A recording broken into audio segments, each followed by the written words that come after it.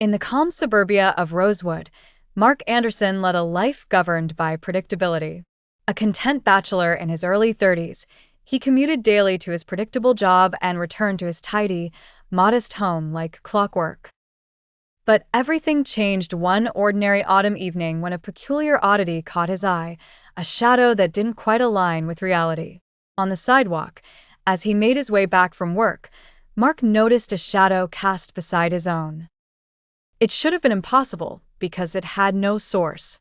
Long and slender, it shifted as he walked, mimicking his gait, but clearly not tethered to the physical world. Mark paused, the streetlights flickering softly, watching the shadow. A thrill of unease curled in his stomach, but he brushed it off as a trick of his mind, born from a long, tiring day. That night, the shadow seemed to creep into his thoughts, reluctant to be forgotten. It lingered in the hushed quiet of his bedroom, settling against the walls as if it were claiming the space.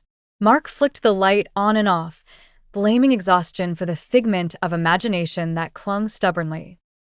Each flick of the switch revealed nothing unusual, yet didn't dispel the feeling that he was not alone. As days turned into weeks, the shadow faithfully trailed him, growing more daring, more defined. In the darkness of his bedroom, it stretched across the walls, now unmistakably smiling. The grim curvature of its form seemed to whisper promises and threats alike. Mark's curiosity was slowly overtaken by fear. A chill settled in his bones as he dared glance upon it at night. One evening, desperate for answers, Mark spoke to the shadow. "What do you want from me?" he whispered, his voice trembling in the silent room. The shadow flickered, its smile widening, yet offered no verbal reply.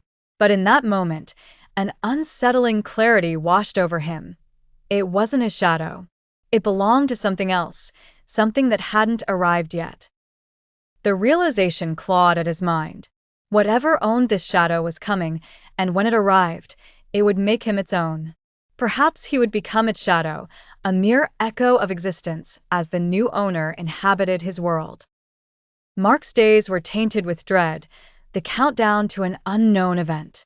His sleep was fractured with nightmares, each one darker than the last. The shadow was no longer just a specter of his imagination but an omen of what was to come, an inescapable fate that had already sealed his destiny. In the end, the man who noticed a shadow became one himself, swallowed by the dark embrace of an otherworldly presence that smiled, victorious, upon claiming its rightful form.